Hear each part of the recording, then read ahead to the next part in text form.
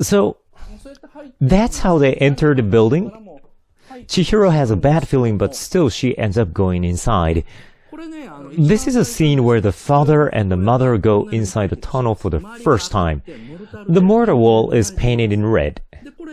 This is a scene at the end. This is almost at the last scene. The family is coming back from the other world. Here, you see the same tunnel, but the stone figure has turned it into a mere boulder, and the wall is a stone wall that is covered by trees. They aren't exactly the same tunnels in the beginning and at the end. So before they enter the tunnel, they're already being tricked. They have already entered the other world. So the mysterious world doesn't start when they come out of the tunnel, but before they enter it. Then when exactly do they cross the boundary line? Well, it's probably right when they pass by the small stone shrines that they enter the world of gods. So, this is 5 minutes and 53 seconds. When they reach the end of the tunnel, they see a wide plain and an uphill stretching out, which later becomes like an ocean. And there's no one on that plain. This is 6 minutes and 50 seconds, as Chihiro gets worried and says, Mom, I don't want to go, I don't want to go. The mother just says, hurry up, Chihiro, but not even wants to look at Chihiro in the eyes. The father and the mother are actually in a good mood. When the mom loses her balance, the dad catches her saying, are you okay? And smile at each other, but they only tell Chihiro to hurry up. This is strange. There is a reason why both parents and especially the mother is acting cold to Chihiro, but I will talk more about this next week on the second half. And I'm gonna go in depth on this. It's been said that parents are childlike, like young couples, so they leave Chihiro out, but there's no way, Miyazaki does something so meaningless. I'll talk more about this next week. So, after they leave the tunnel at 7 minutes and 38 seconds, they see a very strange scene spread out. They get to this point in 7 minutes and 38 seconds. It's even faster than some Hollywood movies. So, you see these creepy billboards in the shape of an eye, which remind me of the manga of Yoshiharu Tsuge. Then as the camera pans down, you see the father and the mother and Chiharu.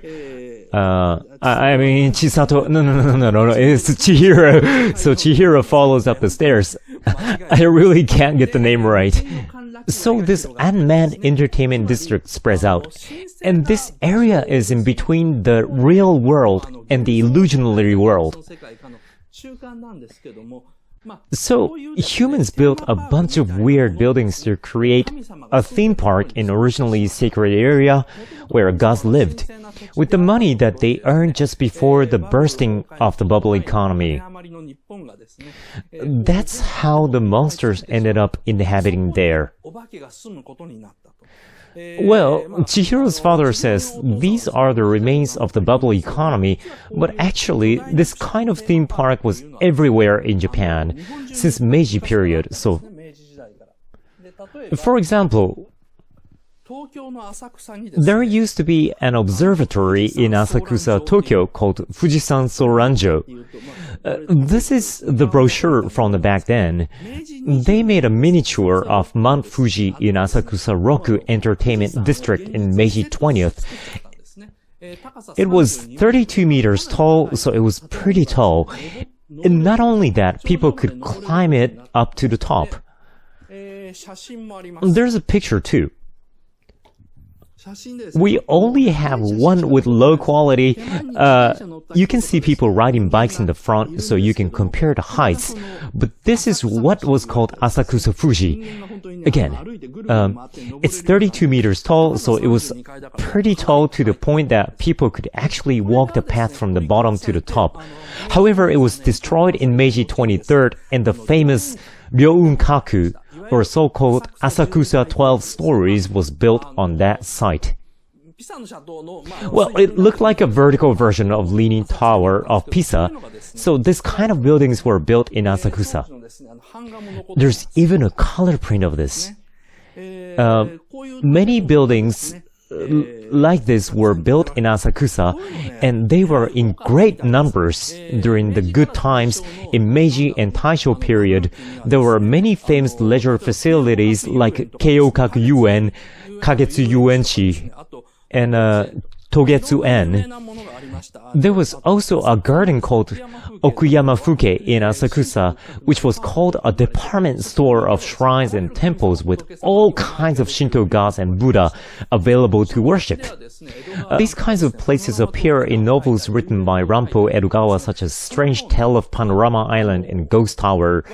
Rampo wrote different novels with similar plots where people built theme parks during an economic bubble between the end of Meiji period to Taisho period that insult gods, or should I say ignore their sanctitude, which triggers a series of mysterious incidents.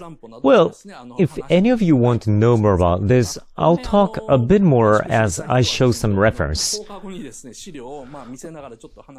Well, what I want to point out here is that Spirited Away is set in an abandoned theme park where ghosts settle in.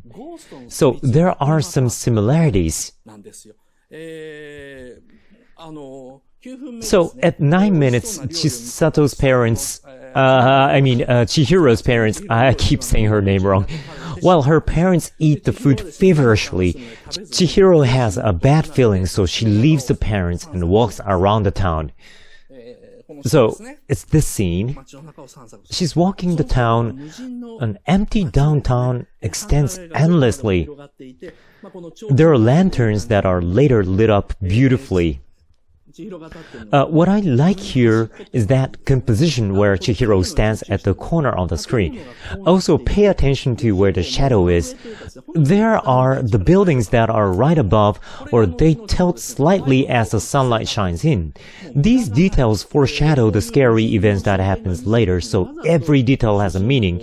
Chihiro is put on the opposite side of the shadow intentionally to say that it's still right outside and nothing has happened yet, but something will happen soon.